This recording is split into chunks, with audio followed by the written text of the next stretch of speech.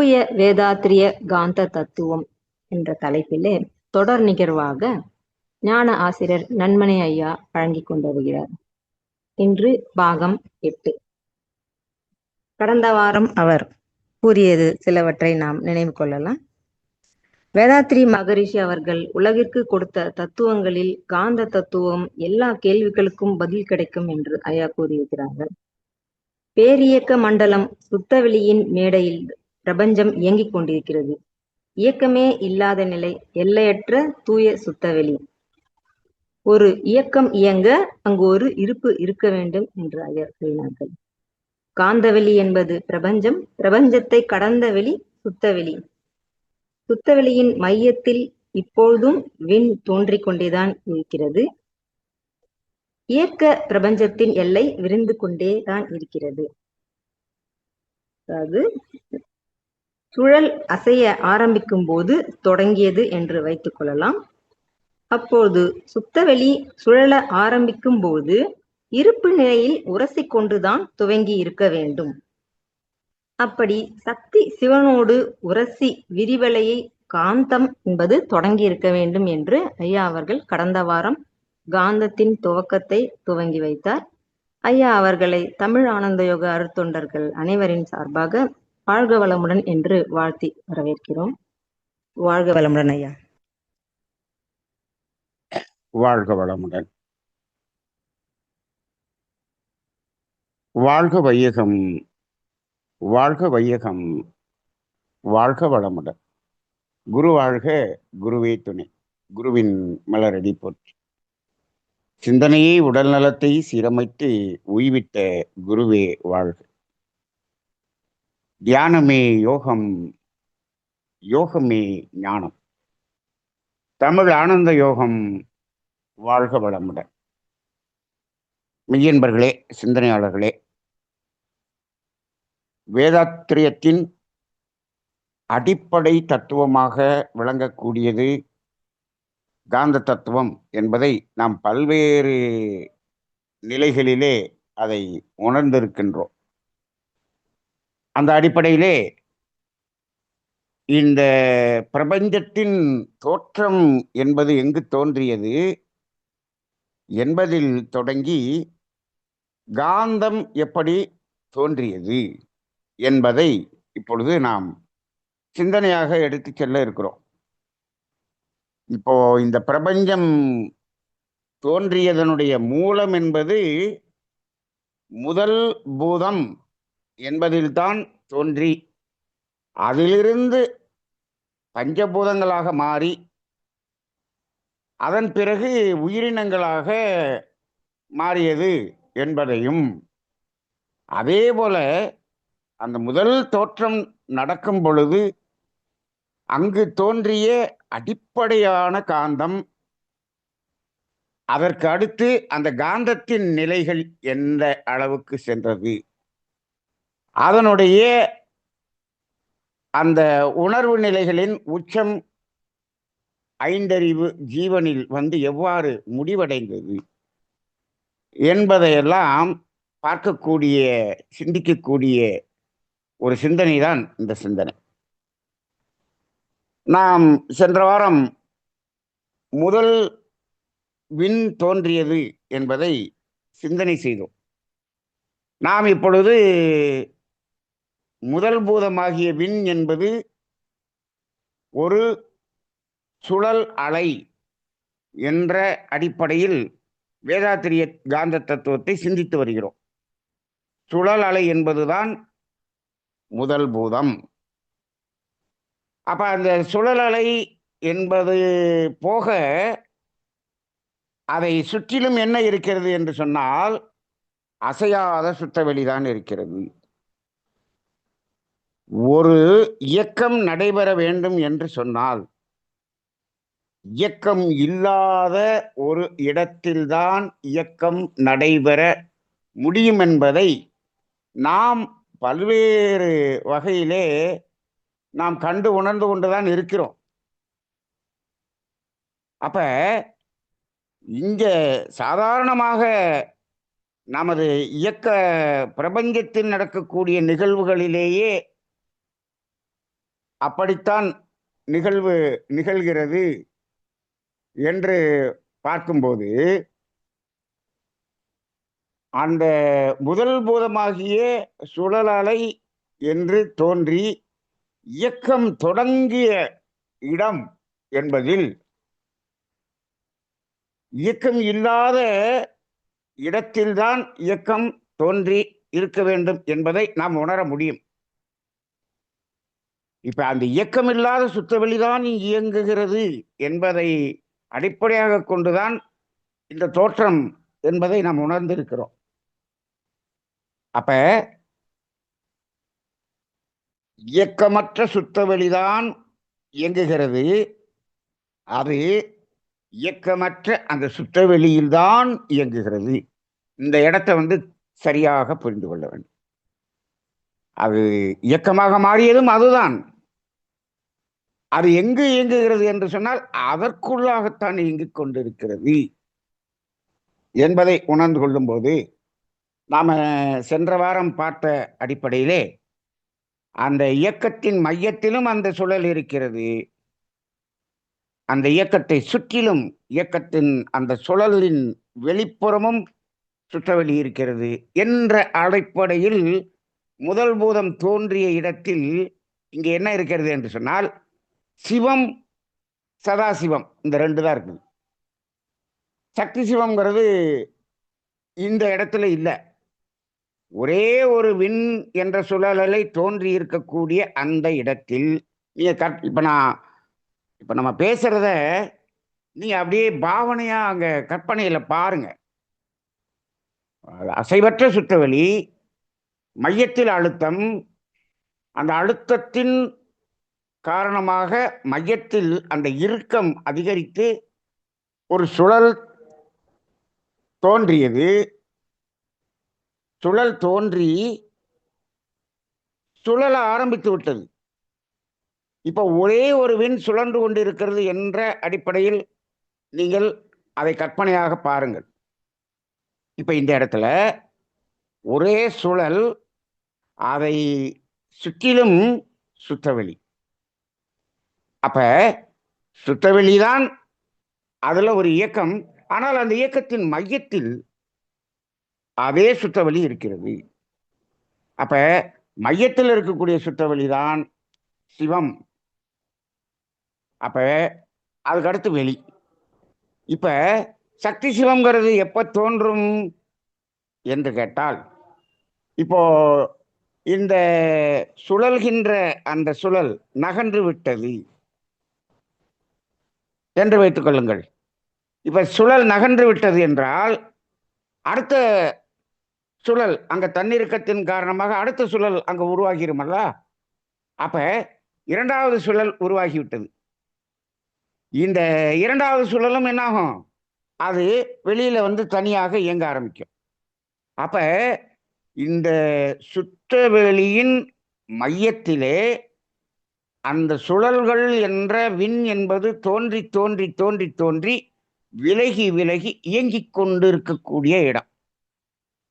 இப்போ அதுபோல பல விண்கள் தோன்றி இயங்கும் போது இந்த விண்கள் எல்லாம் நெருக்கமாக ஒரு கூட்டமாக இயங்கிக் கொண்டிருக்கக்கூடிய ஒரு காட்சி என்பது வரும் அல்லவா?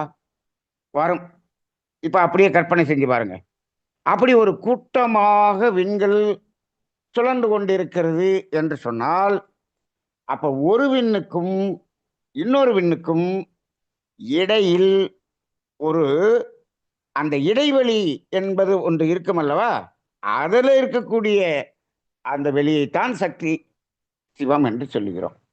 அப்ப விண்கள் பல தோன்றிய பிறகுதான் சக்தி சிவம் என்ற ஒரு இருப்பை நாம் பார்க்க முடிகிறது. சரி, அப்ப இப்படி தோன்றி தோன்றி தோன்றி தோன்றி முதலில் இந்த பிரபஞ்சம் முழுவதும் விண் என்ற முதல் பூதம் மட்டும்தான் இருந்திருக்க வேண்டும். அப்ப முதல்ல சுத்தவெளியிலிருந்து இயக்கம் தோன்றி விண்ணாக மட்டுமே. அப்ப இயக்க பிரபஞ்சம் முழுவதும் விண்ணின் இயக்க காட்சி மட்டுமே. அப்படிதான் இருந்திருக்க வேண்டும். சரி. அப்ப அப்படி இருக்கும்போது இந்த அளவுக்கு பெரிய இயக்க பிரபஞ்சம் இருந்திருக்குமா அப்படின்னா அவ்வளவு இருக்காது. சரி. ஆனால் இந்த இடத்துல இந்த விண்கள் எல்லாம் கூட்டமாக இயங்குகிறது. ஆனால் ஒன்றை ஒன்று நெருங்குகிறதா என்ற ஒரு நிலையை பார்க்கும்போது இது ஒன்றை ஒன்று நெருங்குவதற்கு என்ன செய்ய வேண்டும் என்றால், அதாவது இது சுழன்று இன்னொரு சுழலு பக்கத்துல போகலாம். போனாலும் ஒவ்வொரு விண்ணும் சுழலும் போது அது அதனுடைய அருகில் இன்னொரு விண் வருவதை அது என்ன செய்யாது? அதை அனுமதிக்காது. ஏனென்று சொன்னால் இந்த சுழலினுடைய அந்த சுழலிலிருந்து வரக்கூடிய அந்த விரிவலை என்பது அந்த இன்னொரு விண்ணை தள்ளி நிறுத்தும். அப்ப ஒவ்வொரு விண்ணினுடைய சுழல் வேகம் என்பது எந்த அளவு இருக்கிறதோ அந்த சுழல் வேகத்துக்கு தகுந்தாற் போல அதிலிருந்து வரக்கூடிய விரிவலை, அந்த விரிவலை என்பது வெளியிலே வந்து அதை தள்ளி நிறுத்தும். தள்ளி நிறுத்தும்.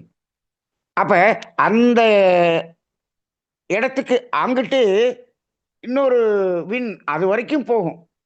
அதை தாண்டி உள்ள போகாது, நெருங்காது. அப்ப இடைவெளி விட்டுத்தான் அந்த சுழல்கள் சுழன்று கொண்டு இருக்கும் இருக்கும். அப்ப இப்படி அந்த இடைவெளியைத்தான் சக்தி சிவம் என்று நாம் புரிந்து கொள்கிறோம் என்று வைத்துக் கொள்ளுங்கள். சரி. இப்ப விண் மட்டும்தான் இருக்கிறது. காற்றுக்கு இன்னும் போகல. காற்று என்பதற்கு அடுத்த காற்று என்பது எப்படி தோன்றியது என்பதை நாம் பார்ப்பதற்கு முன்னால் காந்தம் எப்படி தோன்றியது என்று பார்க்க வேண்டும். இப்ப காந்தம் என்பது எப்படி தோன்றியது? முதல் பூதமாகிய விண் என்பது எப்பொழுது அசையத் தொடங்கியதோ அங்கேயே காந்தம் தோன்றிவிட்டது என்று சென்ற வாரம் நாம் இறுதியிலே முடிக்கும் போது பார்த்தோம். அப்ப என்ன சொன்னோம்? அசையத் தொடங்கும் போதே அசைவில்லாத இடத்தில் ஒரு அசைவு வருகிறது என்று சொன்னால் அந்த அசையக்கூடிய அலை அந்த அசையாத சுத்த வெளியில் உரசிக்கொண்டுதான் அது இயங்க வேண்டும் என்பதை போன வாரம் கடைசியில நம்ம கடைசியாக சிந்தனை செய்யுங்கள் என்று உணர்ந்தோம். சரி. அப்படி உரசல் ஏற்படும் போது அந்த உரசலினால் என்ன தோன்றுகிறது என்று மகரிஷி சொல்றாருன்னா விரிவலை என்று ஒன்று தோன்றுகிறது என்று சொல்றார். விரிவலை என்று.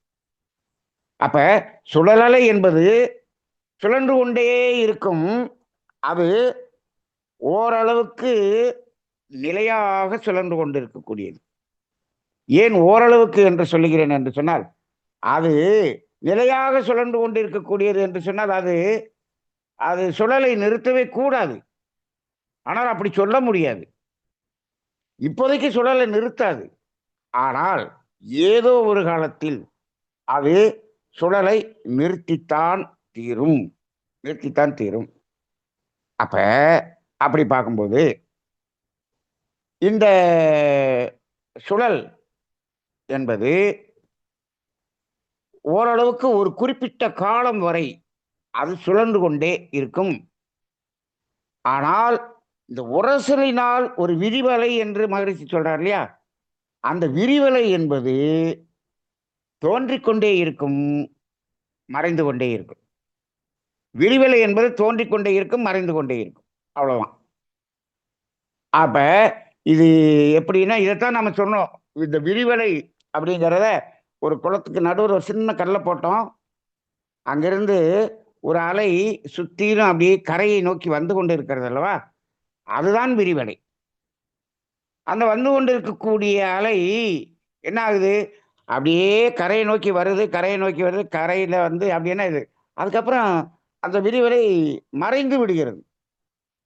அப்ப விரிவலை என்பது தோன்றி மறைந்து கொண்டிருக்கக்கூடிய ஒன்று.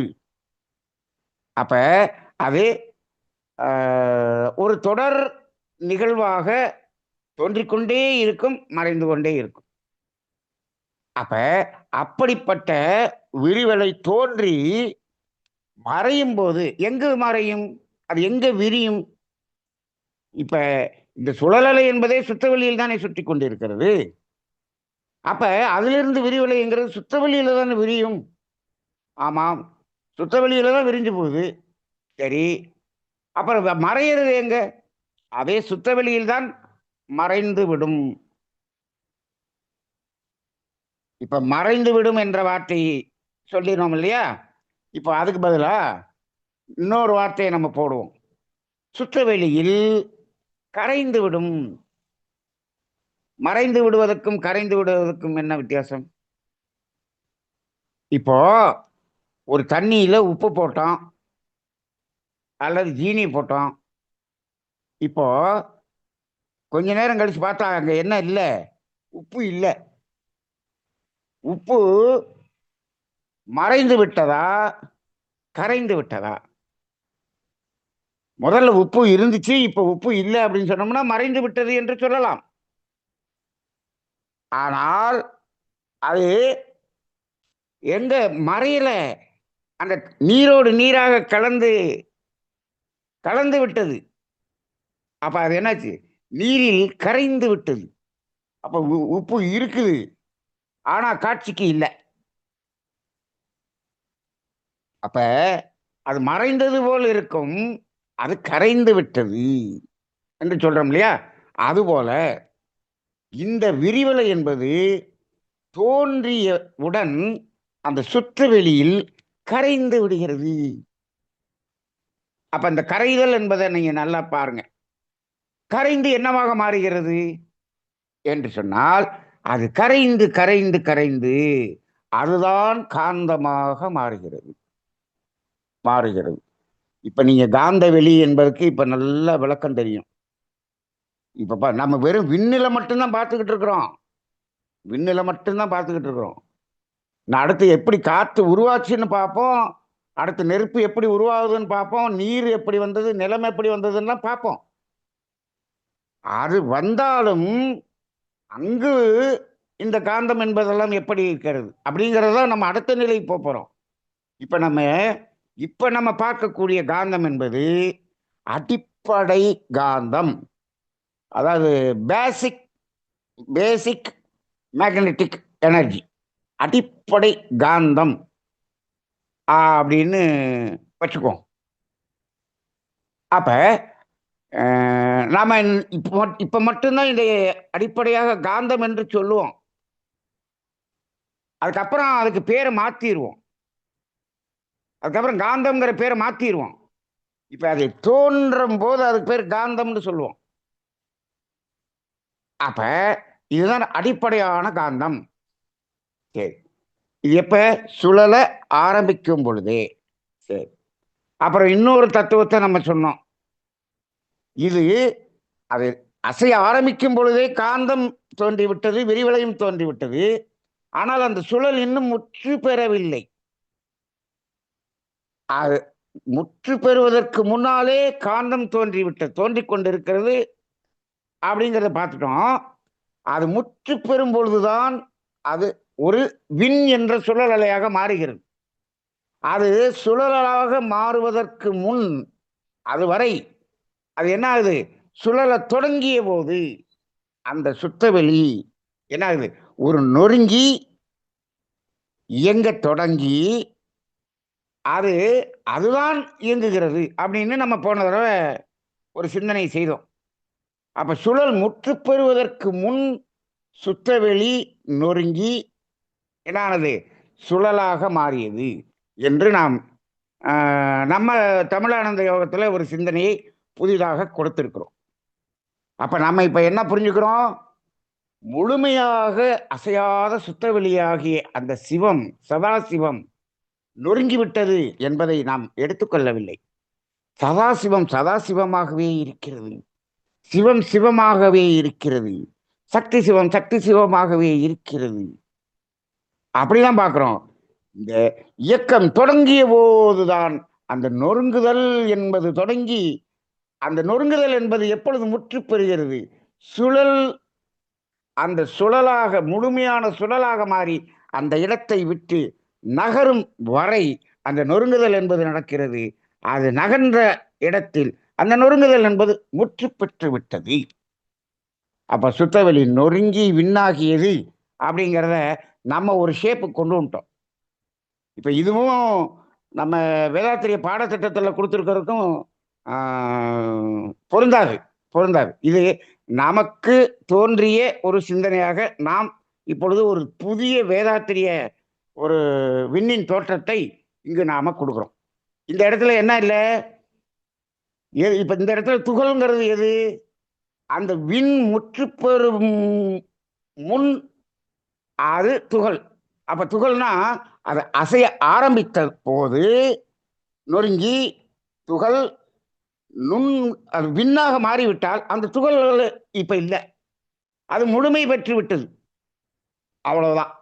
இந்த துகள்கள் எல்லாம் ஒன்று சேர்ந்து விண்ணாகி விட்டது அப்படின்னு வச்சுங்க. ஆனா இப்படித்தான் இருந்திருக்க முடியும் என்பது என்னுடைய புரிதலாக இருக்கிறது. ஆனால் இதை சொல்லும் பொழுது சுற்றவெளி நொறுங்கி விட்டது, நொறுங்கி துகள்களாக மாறிவிட்டது, துகள்கள் எல்லாம் ஒன்று சேர்ந்து அப்படிங்கிறத இப்ப நம்ம சாதாரணமா புரிஞ்சுக்க போது சுற்றவெளியெல்லாம் நொறுங்கிச்சா அப்படிங்கிற மாதிரி நம்ம புரிஞ்சுக்கிறப்ப அங்கே சுற்றவெளி என்ற இயங்காத சுற்றவெளி இருக்கிறதா என்ற கேள்வி வருகிறது. இங்க அப்படியெல்லாம் இல்லை. சுற்றவெளி என்பது இருந்து கொண்டுதான் இருக்கிறது. இயங்க தொடங்கிய போது நொறுங்கி துகளாகி அது சுழலாக மாறிய பின் அந்த நொறுக்கமும் இல்லை, துகளும் இல்லை, அது சுழலாக மாறிவிட்டு. அப்ப மொத்தத்துல சுழல் அலை என்பது உருவாகுவதற்குத்தான் இந்த நொறுக்கமும் துகளும் அப்படின்னு நாம புரிந்து கொண்டால் இந்த காந்த தத்துவம் வேதாத்திரிய தூய காந்த தத்துவமாக மாறும். சரி, இப்ப இந்த இடத்துல நம்ம என்ன சொல்றோம்? அது அந்த சுழல் முழுமை பெறுவதற்கு முன்னமே அது அசையத் தொடங்கி உரசலினால் காந்தம் தொடங்கி விட்டது என்று சொல்றோம். அப்ப அந்த முழுமை பெறுவதற்கு முன்னால் தோன்றிய காந்தம் இருக்கிறதே, அதுதான் அடிப்படையாக காந்தம் என்று சொல்லலாம். வெறும் காந்தம்னு சொல்றது அதுதான்.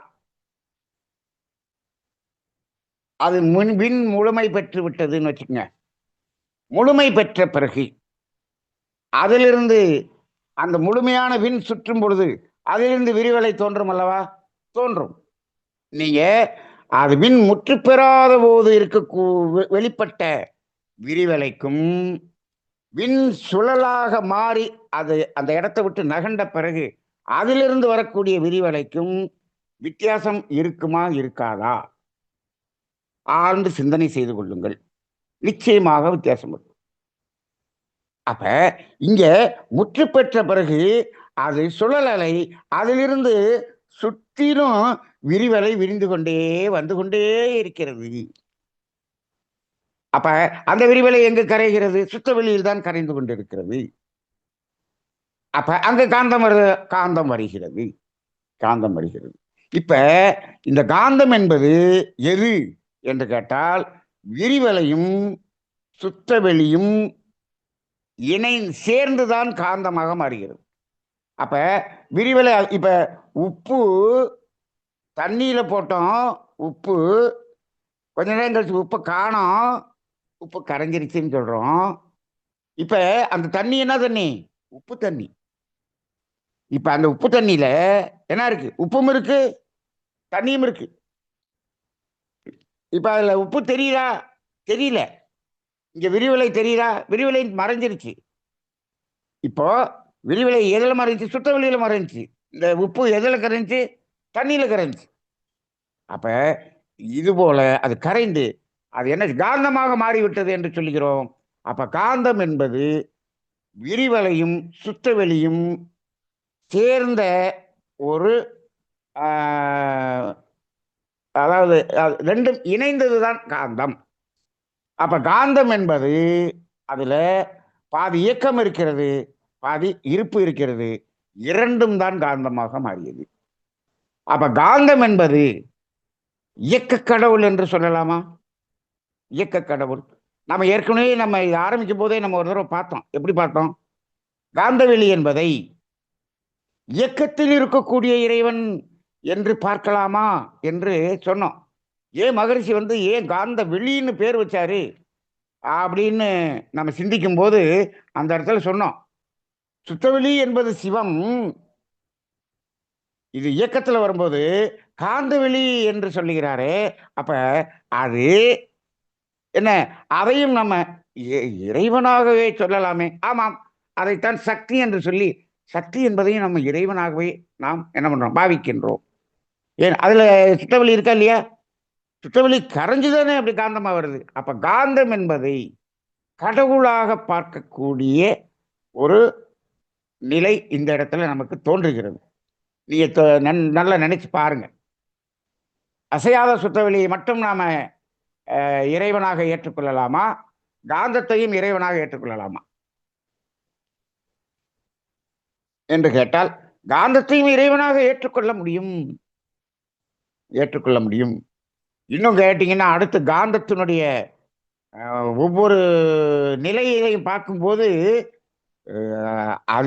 அதுதான் இயக்கத்தில் இருக்கக்கூடிய இறைவனாக இருந்து நமக்கெல்லாம் இங்கு இந்த பிரபஞ்சம் முழுவதும் நம்மை ரட்சித்துக் கொண்டிருக்கிறது என்பதை நாம் உணர முடியும். சரி, அப்ப காந்தம் என்பதில் ரெண்டும் இருக்கிறது என்பதை நாம் புரிந்து கொண்டோம்.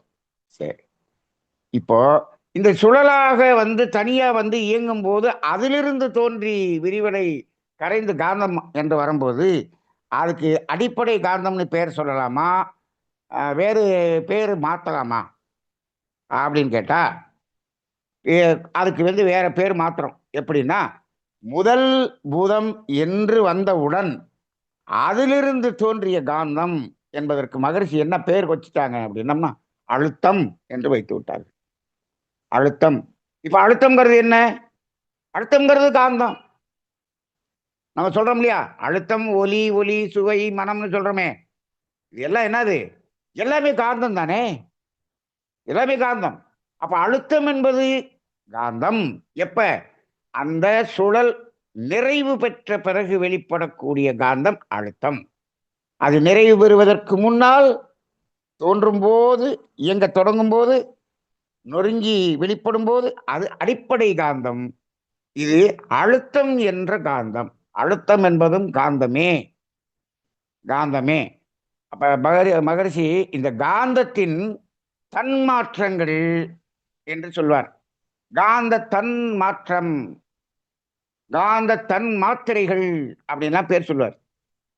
அப்ப இந்த தன் மாற்றம் அப்படின்னா, தன் மாற்றம், அது மாற்றம் என்று சொல்லாம காந்த தன்மாற்றம் என்று சொல்லுகிறார். அந்த பேரு எப்படி வச்சாருன்னு பாருங்க. காந்த மாற்றம் இல்லை, காந்த தன் மாற்றம்.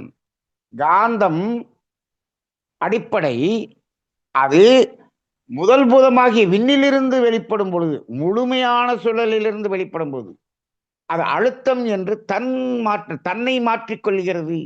தன்மாற்றம் என்றால் தன்னையே மாற்றிக்கொள்வது, காந்த தன்மாற்றம் என்று சொல்கிறார். இப்போ அதே போல இந்த விண்ணிலிருந்து காற்று தோன்றியது அப்படின்னு சொல்லும்போது அதையும் ஒரு தன்மாற்றம் என்றுதான் சொல்லுகிறார். இந்த பஞ்சபூதங்கள் தோன்றியதையும் ஒரு தன்மாற்றம் என்றுதான் சொல்லுகிறார். இறைவனே தன்மாற்றம் அடைந்து இயக்கமாக வந்தான் என்று சொன்னோம்லவா, அப்படின்னு சொன்னோம்ல. அசையாத இறைநிலைதான் அசைந்து சுழலாகி வந்தது. அதுவும் தன்னை மாற்றிக்கொண்ட நிலைதான். அதே போல அது சுழல ஆரம்பிக்கும் போது அடிப்படை காந்தம் என்பது, அந்த காந்தம் என்பது தன்னை மாற்றிக்கொண்டு முழுமையான சுழலாக வரும்போது அழுத்தமாக மாறியது. அது காந்த தன்மாற்றம். இப்ப இந்த விண் தோன்றியது என்ன தன்மாற்றம்? அது பிரபஞ்ச தன்மாற்றம். அப்ப இந்த இடத்துல பிரபஞ்ச தன்மாற்றம், காந்த தன்மாற்றம் என்று இரண்டையும் பார்க்கிறோம். இது நான் ஏன் இவ்வளவு ஸ்லோவா கொண்டு வரோம்னா, இந்த இடம்தான் நிறைய குழப்பங்கள் இருக்கக்கூடிய இடம், புரிய முடியாத இடம்.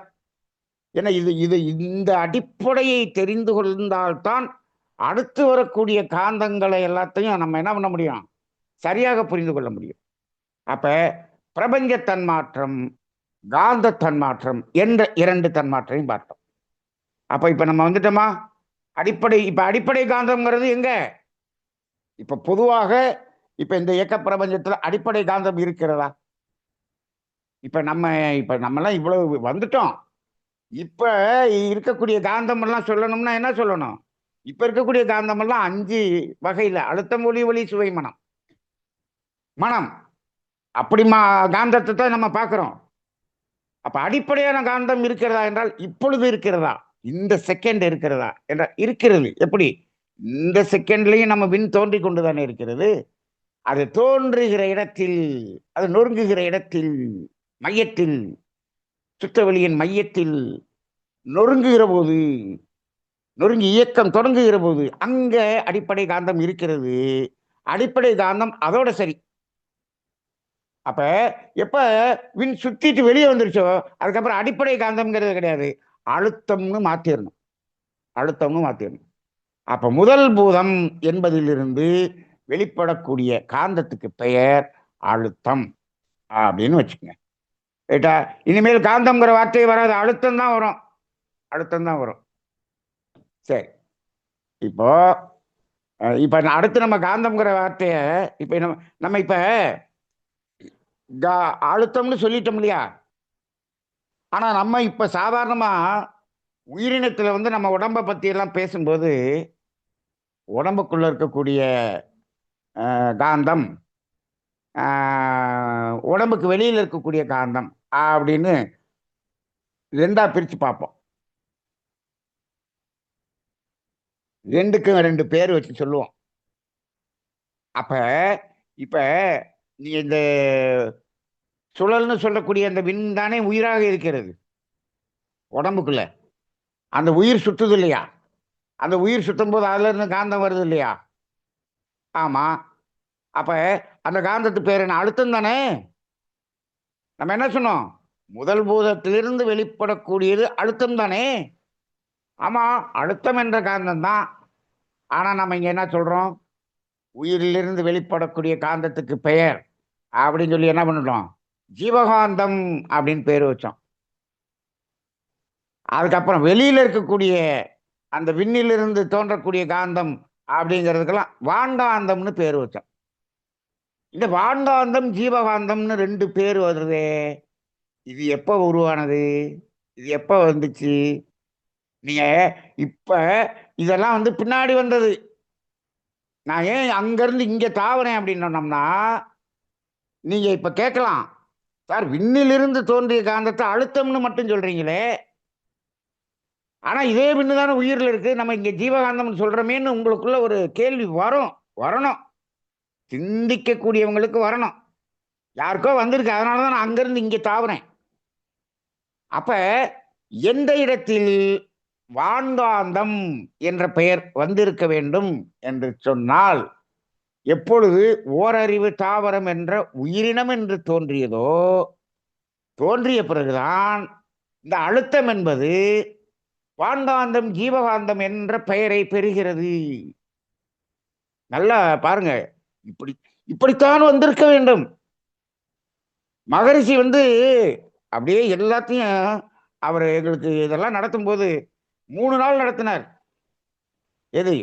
இந்த பிரபஞ்ச உயிரின தோற்றம், காந்தத்தின் தோற்றம், காந்த தன்மாற்றம், இது 3 மட்டும் 3 நாள் நடத்தினார். இது இவ்வளவுதான். இதுக்கு மட்டும் 3 நாள் நடத்தினார். 3 நாள்ல நடத்தி முடிச்சிட்டதுனால என்னாச்சு? அந்த 3 நாள்லயே என்ன ஆயிடுச்சு? அடிப்படை காந்தமும் வந்துருச்சு, அழுத்தம், ஒளி, ஒளி, சுவை, மனமும் வந்துருச்சு, ஜீவகாந்தமும் வான்காந்தமும் வந்துருச்சு. அப்ப வான்காந்தம் ஜீவகாந்தம்லாம் அப்படியே அப்ப இந்த பிரபஞ்சம் முழுவதும் இருக்கிற வான்காந்தம்னு நம்ம சொல்லிட்டோம். ஆனா இப்ப நம்ம எங்க நிக்கிறோம்? இன்னும் நம்ம முடிக்கல. அந்த சாமி 3 நாள்ல நடத்தினதை இப்ப நம்ம என்ன பண்ணிட்டு இருக்கோம்? 8 வாரமா கொண்டு போயிட்டு இருக்கிறோம். நம்ம நின்னு போறோம். அப்ப இந்த இடத்துல நம்ம நிக்கிறோம். இப்ப இந்த இடத்தில் வான்காந்தம் என்பது இல்லை. எதுவரை இல்லை, பஞ்சபூதங்களாக மாறிய பொழுதும் அது வான்காந்தம் என்ற பெயர் பெறவில்லை. எல்லாமே நம்ம வச்ச பெயர் தானுங்க. இயற்கை சுழல்னு மாறிடுச்சு. அந்த சுழல்ங்கிற வார்த்தையை யார் வச்சது? தமிழ்ல நம்ம வச்சோம். சுழலலை, விரிவலை, இதெல்லாம் தமிழ்ல நம்மளுடைய சித்தர்கள் பயன்படுத்திய வார்த்தைகள். நம்ம தான் பேர் வச்சுக்கிட்டோம். அழுத்தம்னு நம்ம தான் பேர் வச்சுக்கிட்டோம். வான்காந்தம்ங்கிறது நம்ம தான் பேர் வச்சோம். இப்ப நம்மளுடைய ஆராய்ச்சியில, சிந்தனையில வான்காந்தம் ஜீவகாந்தம்ங்கிற பேர் எப்ப வச்சிருப்பாங்க சித்தர்கள்? உயிரினம் என்று தோன்றிய பிறகுதான் வான்காந்தம் ஜீவகாந்தம்னு வச்சிருப்பாங்க. உயிரினம் தோன்றும் போது மனிதனே இல்லையே சார், மனிதன் இல்லை, தாவரங்கள் மட்டும்தான் இருந்தது, மனிதன் அங்க தோன்றல. ஆனா இதை எல்லாத்தையும் அவங்க சிந்திச்சு சிந்திச்சு சிந்திச்சு நமக்கு கொடுத்தாங்க பாருங்க. இதெல்லாம் வேதாத்திரி மகரிஷியை கொடுத்தாரு. வேதாத்திரிக்கு மகரிஷிக்கு முன்னாடியே வள்ளலார் போன்ற இன்னும் மகான்கள் எல்லாம் கொடுத்ததைத்தான் மகரிஷி கொடுத்தாரு. அப்ப அவங்க எந்த இடத்துல இந்த வான்காந்தம்ங்கிறத கொண்டு வந்திருப்பாங்க? இங்கதான் கொண்டு வந்திருக்கணும். இது உயிரினம் வரும்போதுதான் வான்காந்தம் ஜீவகாந்தம் கொண்டு வந்திருக்கணும். இன்னும் சொல்ல போனால் இந்த வான்காந்தம் ஜீவகாந்தம் என்ற பெயரே நமது முன்னோர்கள் சித்தர்கள் என்ற வகையில் பயன்பாட்டில் இருந்ததா என்பதே இல்லை. வேதாத்திரி மகரிஷி தான் வான்காந்தம் ஜீவகாந்தம் என்ற வார்த்தைகளை கொண்டு நமக்கு விளக்குகிறார். அதனால சொல்றோம், இன்னைக்கு வேதாத்திரிய தத்துவ ஞானம் என்பது இந்த இந்த பிரபஞ்சத்தில் முழுமை பெற்று விட்டது என்று சொல்லலாம். வான்காந்தம் ஜீவகாந்தம் விளக்கியது மகரிஷி தான். நீங்கள் இப்ப வள்ளலாருடைய இதுல போய் பார்த்தா, அகவல் எல்லாம் பார்த்தோம்னா ஜீவகாந்தம் வான்காந்தம்ங்கிற அந்த வார்த்தைகள் எல்லாம் இருக்குமாங்கிறது தெரியல.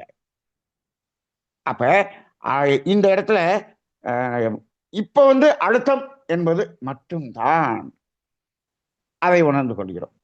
ரைட்டுங்களா? சரி. அப்ப ஜீவகாந்தம்னு ஒண்ணு சொல்லும் போது வேறுபடுத்தி காட்ட வேண்டியதா இருக்கு இல்லையா? அதாவது உடலுக்குள்ள இருக்கக்கூடிய காந்தம், உடலுக்கு வெளியில இருக்கக்கூடிய காந்தம்னு வேறுபடுத்தி காட்ட வேண்டிய சூழ்நிலை எப்பொழுது வருகிறதோ அப்பதான் இந்த பேரை வைக்கிறாங்க மகரிஷி. அது வான்காந்தம் ஜீவகாந்தம்னு. ஆனா நம்ம காயகல்பனை நடக்கும்போது சொல்லுவோம், வான்காந்தம் ஜீவகாந்தம் பேரு வேற வேறையா இருக்குங்க. ஆனா ரெண்டு வேற வேற காந்தமா? வான்காந்தம் வேற ஜீவகாந்தம் வேறையா? இல்லையே. நம்ம தான் சொல்லிடுவோம், உடம்புக்குள்ள இருக்கக்கூடிய ஜீவகாந்தம் வெளியிலே வந்து விட்டால் அது வான்காந்தம் என்ற பெயரை மாறிக்கொள்ளுகிறது. வெளியில் இருக்கக்கூடிய வான்காந்தம் உடம்புக்குள்ள போயிடுச்சுன்னா அது ஜீவகாந்தம் என்று பெயர் மாறிக்கொள்ளுகிறது. பெயர் தான் மாறிக்கொள்ளுகிறது. ஆனா ரெண்டு ஒண்ணுதான் சொல்லியிருக்கமா? ஆமா. அப்ப வேறுபடுத்தி நாம் புரிந்து கொள்வதற்காக அதற்காக கொடுக்கப்பட்ட வார்த்தைகள் தான் இந்த வான்காந்தம் ஜீவகாந்தம் என்பது. அப்ப அடிப்படையில் என்ன இருக்கு? அடிப்படையில காந்தம். அது சுழலாக வந்தவர் அழுத்தம் என்ற காந்தம். அப்ப காந்தம் வந்துச்சா?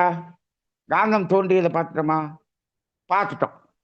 இப்ப காந்தம் என்பது நிலையானதா? இப்ப விண் என்பது நிலையானதா? அது சுழலை நிறுத்தும் வரை நிலையானதுதான். அப்ப ஆனா உண்மையிலேயே அது நிலையாக இருக்கக்கூடியதான இல்லை. இந்த விண் என்பது உண்மையா பொய்யா? எப்படின்னு ஒரு வார்த்தையை போட்டு பார்ப்போம். விண் என்பது உண்மையா பொய்யா? இப்போ உண்மைன்னா என்ன, பொய்னா என்ன? உண்மைனா என்ன, பொய்னா என்ன? இப்போ உண்மைனா, இப்போ என் பாக்கெட்ல 100 ரூபாய் இருக்கு, பாக்கெட்டை பார்க்குறோம், ஆமா 100 ரூபாய் உள்ள இருக்கு, அப்ப அது உண்மை. சரி, இப்ப பாக்கெட்டை பார்க்குறோம், 100 ரூபாய் இல்லை, அப்ப அது பொய். அப்ப அது இல்லை என்றால் அது பொய், இருக்கிறது என்று சொன்னால் அது உண்மை. இப்ப விண் என்பது உண்மையா பொய்யா அப்படின்னு கேட்டா என்ன சொல்லலாம்? இப்ப அது உண்மைன்னு சொல்ல முடியாது. ஏன்? அது உண்மை என்று சொன்னால் இருந்து கொண்டே இருக்க வேண்டும். இது இருந்து கொண்டே இருக்குமா?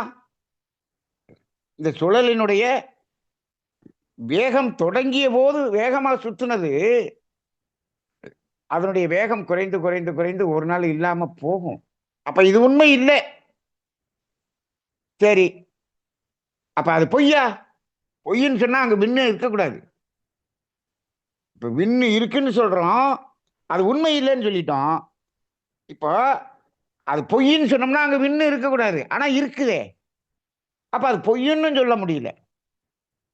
அப்ப உண்மைன்னு சொல்ல முடியல, பொய்ன்னு சொல்ல முடியும். உண்மை இல்லைன்னு தெரியுது, ஆனால் அதை பொய் என்றும் சொல்ல முடியவில்லை. இருக்குதே அப்படின்னா அதுக்கு என்ன பேர் வைக்கலாம்? அதுக்கு ஒரு பேர் வைக்கணுமா இல்லையா? இது வாழ்க்கையில, நம்மளுடைய வாழ்க்கையில நிறைய அது மாதிரி இருக்கு.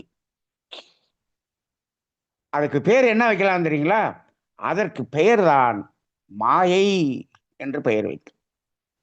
அப்ப உண்மை இல்லை, பொய்யும் இல்லை, ஆனால் மாயை, மாயை என்று பெயர் வைக்கலாம். ரைட்டுங்களா? இப்போ உங்க பையன் ஊர்ல இருந்து வர்றான், அவன் ரொம்ப அன்பானவன் அப்படின்னு நீங்க சொல்றீங்கன்னு வச்சுக்கோங்க. அது உண்மையா? அவன் அன்பா மட்டும் இருந்தா உண்மை. இப்போ அவன் வர்றான், இல்ல இல்ல இல்ல அவன் அன்பானவன் இல்லை அப்படின்னு சொன்னா அப்படி இல்லைன்னு சொல்லலாம். ஆனா இப்ப என்ன பண்ணுவான், அவன் எப்படி இருப்பான் அப்படின்னு தெரியாது. திடீர்னு பார்த்தா அன்பா இருப்பான், திடீர்னு பார்த்தா வெறுப்பா இருப்பான். இப்ப இவன் இப்படித்தான் என்று சொல்ல முடியுமான்னா இல்ல. இவன் இப்படித்தான் என்று சொன்னால் அவன் அப்படித்தான், அப்படி மட்டுமே இருக்க வேண்டும். அப்ப அப்படின்னு சொல்ல முடியல, அப்படி இல்லைன்னு சொல்ல முடியல. அப்ப என்ன, அது ஒரு மாயை. நீங்க நம்மளுடைய உறவுகள் அனைத்தும் மாயை, அவ்வளவுதானே, மாயை. இப்போ ஒரு துணி வாங்கினோம், வாங்கும்போது நமக்கு அது மகிழ்ச்சியா தானே இருந்தது. உண்மைதானே? உண்மைதான். இது மகிழ்ச்சி இருந்து கொண்டே இருக்க போகிறதா? 6 மாசம் கழிச்சு என்னாச்சு, அதுல மகிழ்ச்சியை காணமே. அப்ப அது பொய்யா? அந்த சேலை உண்மையா பொய்யா? அது உண்மை அப்படின்னு சொன்னோம்னா அது மகிழ்ச்சி இருந்துகிட்டே இருக்கணும். வாங்கின அன்னைக்கு இருந்த மகிழ்ச்சி இருந்துகிட்டே இருக்கணும். ஆனா அது உண்மையாவும் இல்லை. எப்படி கொஞ்ச நாள் கழிச்சு அந்த மகிழ்ச்சியை காணோம். அப்ப பொய்ன்னு சொல்லிடலாமா? பொய்ன்னு சொல்லிட்டோம்னா சேலையே இல்லை. அங்க வாங்கின சேலையே இல்லைன்னா பொய். ஆனா சேலை இருக்குது, எதை காணோம்? அன்னைக்கு வாங்கின அன்னைக்கு இந்த மகிழ்ச்சியை மட்டும் காணோம். அப்ப அது என்னது? அது உண்மையும் இல்லை, பொய்யும் இல்லை, மாயை. இப்ப பாருங்க, இந்த மாயைங்கிற வார்த்தைய ஒரு வித்தியாசமாக புரிந்து கொள்ளக்கூடிய ஒரு நிலை இருக்கிறது அல்லவா? இதை நான் இப்போ ஒரு 3 நாள் நமது நமது தமிழானந்த யோகத்தில் ராஜேந்திரன் ஒரு ஐயா ஒரு கிளாஸ் நடத்துவார். அவருடைய பயிற்சிக்கு போயிட்டு இருக்கும்போது அவர் இந்த உண்மை பொய் மாயை என்று ஒரு கிளாஸ் நடத்தினார். அதுலதான் நான் இப்ப இதை புரிஞ்சுக்கிட்டேன். அப்ப அந்த உண்மை என்றால் இருந்து கொண்டே இருக்க வேண்டும், அப்படி இல்லை. இயக்கத்துல எதுவுமே அப்படி இருக்காது. அப்ப பொய் என்றால் அது இல்லை என்று சொல்லணும், ஆனா இருக்குது. ஆனால் அது இல்லாம போகுது. எப்ப இல்லாம போகுது தெரியாது. மனைவி எப்ப அன்பா இருப்பாங்க, எப்ப திட்டுவாங்க, எப்ப கரண்டி எடுத்து அழிப்பாங்க தெரியாதேயா. மனைவி ஒரு மாயை, மகன் ஒரு மாயை, சமுதாயம் ஒரு மாயை, இந்த உலக பொருள்கள் ஒரு மாயை. எது எப்போ என்னன்னு தெரியாதே. அப்ப எதையுமே இப்படித்தான் என்று சொல்ல முடியவில்லையே. உலகமே மாயை. இப்ப பாட்டு பாட வேண்டியதான், உலகே மாயம் வாழ்வே மாயம் அப்படின்னு பாட வேண்டியதான். அப்ப மாயை என்பது ஒரு வித்தியாசம கோணத்தில் அவர் சொன்னது எனக்கு நல்ல ஒரு ஒரு ரொம்ப வித்தியாசமாக இருந்தது. அப்ப அந்த அந்த அடிப்படையில இந்த விண் என்பதை என்ன பண்ண முடியல, அது உண்மையின்னு சொல்ல முடியல, பொய்யின்னு சொல்ல முடியல, மாயை. விண் என்பதே மாயைன்னு சொன்னோம்னா காற்று மாயை, நெருப்பு மாயை, நீர் மாயை, நிலம் மாயை. ஆமா, அவ்வளவுதானே. நிலம் மாயை. நீரை ஆவியாக்கிட்டோம்னா நீர் காணாம போகுது. நீர் இருந்து கொண்டே இருக்கா? இல்லையே. அப்ப இந்த பஞ்சபூதங்கள் அதே ஒரு மாயை. அப்புறம் அதுக்கு அந்த பஞ்சபூதங்கள் இணைந்த உயிரினங்கள் மாயை, மனிதன் மாயை, மாயை தானே. அப்ப இந்த பிரபஞ்சமே மாயை, மாயை. அப்ப அப்படி அந்த மாயைன்னு நம்ம புரிஞ்சுக்கிச்சு. எங்க பிரபஞ்சமே மாயையா இருக்கும்போது நம்ம வாழ்க்கை மாயை. நம்மள்ட்ட இருக்கக்கூடிய வீடு வாசல் சொத்து மாயை. நம்மள்ட்ட இருக்கக்கூடிய உறவுகள் மாயை. நம்மளே ஒரு மாயை. அப்ப இந்த மாயையில நாம என்ன பண்ணணும்? அந்த உண்மையை உணரணும். பாருங்க, எந்த அந்த மாயைக்குள்ளாக இருக்கக்கூடிய உண்மை. இப்ப உண்மைன்னு ஒண்ணு இருக்கா இல்லையா? இருக்குது. இந்த விண்ணு வந்து மாயைன்னு சொல்லிட்டோம். ஆனா அந்த விண்ணுக்கு நடுவுல இருக்கக்கூடிய அந்த சிவம் மாயையா உண்மையா? அது உண்மை. விண்ணுக்கு மையத்தில் இருக்கக்கூடிய அந்த சிவம் என்பது உண்மை. ஆனால் விண் என்பது மாயை. சரி. அப்ப அதே போல அந்த விரிவலை என்பது மாயை. அது நல்லாவே தெரியுது. விரிவலை விரிந்து கொண்டிருக்கிறது, கரைந்து கொண்டிருக்கிறது, மறைந்து கொண்டிருக்கிறது, காந்தமாக மாறிக்கொண்டே இருக்கிறது. இப்ப இந்த காந்தம் என்பது உண்மையா மாயையா அப்படின்னா, காந்தம் என்பதும் என்ன சொல்றோம்? தோன்றிக்கொண்டே இருக்கிறது, மறைந்து கொண்டே இருக்கிறது என்று சொல்கிறோம். கரைந்து காந்தமாகிறது. காந்தமாகி என்ன ஆயிருது? அவ்வளவுதான், கரைஞ்சு போச்சு, மறைஞ்சு போச்சு. ஆனா ஆனா விண் சுத்திக்கிட்டே இருக்குது. விரிவலை தோன்றிக் கொண்டே இருக்கிறது. அப்ப தோன்றிக் கொண்டே இருக்கிறது, கரைந்து கொண்டே இருக்கிறது. அப்படின்னா அங்க காந்தம் தோன்றிக் கொண்டே இருக்கிறது. எப்படி? இடைவெளி இல்லாது தோன்றிக் கொண்டே இருக்கிறது. இடைவெளி இல்லாமல் தோன்றிக் கொண்டே இருப்பதனால் அந்த விண்ணை சுற்றிலும் காந்தம் என்பது இருந்து கொண்டே இருக்கிறது. இருந்து கொண்டே இருக்கிறது என்று சொல்லலாமா? இருந்து கொண்டே இருப்பது போல் தெரிகிறது என்று சொல்லலாமான்னா நீங்களே முடிவு பண்ணிக்கங்க. அது இந்த சுழல் வந்து 5 நிமிஷம் விரிவலை வருது, 5 நிமிஷம் விரிவலை வரல அப்படின்னு சொன்னா அந்த விரிவலை வர்றப்ப காந்தம் 5 நிமிஷம் கேப் விட்டுச்சுன்னா அங்க காந்தம் இல்லைன்னு சொல்லலாம். இங்க அப்படி இல்லையே. விண் என்பது இடைவிடாது சுழன்று கொண்டு இருக்கிறது அல்லவா? அப்ப இடைவிடாது சுழன்று கொண்டு இருக்கிறதுனா இடைவிடாது காந்தம் தோன்றிக் கொண்டே இருக்கிறப்ப அது இருந்து கொண்டே இருப்பது போல் நமக்கு தெரிகிறது. அப்ப காந்தம் என்பது உண்மையா பொய்யா மாயையா என்று கேட்டால் அதுவும் ஒரு மாயை. எல்லாமே மாயை தாங்க, மாயை. அப்ப அந்த மாயை என்பதுக்கு மையத்துல இருக்கக்கூடிய சிவம் என்பது உண்மை. இதை புரிஞ்சுக்கலாமா? புரிஞ்சுக்கலாம். எவ்வளவு பெரிய ஒரு தத்துவத்தை நம்ம விண்ணுக்குள்ளேயே புரிஞ்சுக்கிட்டோம். ஏன்னா இங்க அடிப்படையா புரிஞ்சுக்கணும். சரி, இப்போ இப்ப ஓரளவுக்கு தெளிவா இருக்கும்னு நினைக்கிறேன். இப்ப பிரபஞ்ச தோற்றம், பிரபஞ்ச தன்மாற்றம் என்பது ஏன் வந்துச்சு, எப்படி வந்துச்சு, எங்க காந்தம் தோன்றுச்சு, எப்ப அழுத்தமா மாறுச்சு, புரிஞ்சு போச்சு. இதுக்கடுத்து நம்ம அடுத்து என்ன பண்ணிடலாம்? நம்மளுடைய பயணத்தை தொடங்கி விடலாம். அவ்வளவுதானே. பயணத்தை தொடங்கி விடலாம். இப்ப என்னாச்சு? அப்படியே விண்ணு நெருங்கி நெருங்கி நெருங்கி இந்த இயக்க பிரபஞ்சம் முழுவதும் விண்ணின் காட்சியாகவே இருக்கு. அப்படியே பாவனையா பாருங்க, வெறும் விண் மட்டுமே இருக்கு. ரைட். இப்ப அந்த முதல்ல தோன்றிய விண் இருக்குது இல்ல, அது என்ன பண்ணுது? அதனுடைய சுழல் வேகத்தை கொஞ்சம் கொஞ்சமா குறைக்குது. கொஞ்சம் கொஞ்சமா குறைக்குது. குறையுமா குறையாதா? கொஞ்சம் கொஞ்சமா குறையும். கொஞ்சம் கொஞ்சமா குறையும். அப்ப இது குறையும் போது என்ன ஆகும் அப்படின்னு பாருங்க. இப்ப முதல்ல தோன்றியதனுடைய வேகம் குறையும். அதுக்கு அடுத்து தோன்றியதனுடைய வேகம் அதை விட கொஞ்சம் கூடமா இருக்கும். கொண்டு இருக்குமா? அதுக்கப்புறம் வந்தது அதை விட கூட இருக்கும். அப்ப இந்த பிரபஞ்சம் முழுவதும் கோடிக்கணக்கான விண்கள் தோன்றி இயங்கிக் கொண்டிருக்கிறது. ஆனால் இந்த கோடிக்கணக்கு கோடியான கணக்கு, வெறும் கோடின்னு சொல்லக்கூடாது, கோடான கோடி விண்கள் தோன்றி இயங்கிக் கொண்டிருக்கிறது. இப்ப ஒரே ஒரு கேள்வி, எல்லா விண்ணினுடைய இயக்க வேகமும் ஒரே மாதிரி இருக்குமா என்று ஒரு கேள்வி. இல்லை, இல்லை. ஒவ்வொரு விண்ணினுடைய இயக்க வேகமும் என்னாகும்? வேறுபாடாகத்தான் இருக்கும். ஏன்னா 1ஆம் நம்பர் முதல்ல தோன்றியதுக்கும் 2வது தோன்றியதுக்கும், அது முதல்ல தோன்றியது கொஞ்சம் குறைச்சிருக்கும், அடுத்தது அதோட கொஞ்சம் கூட இருக்கும்.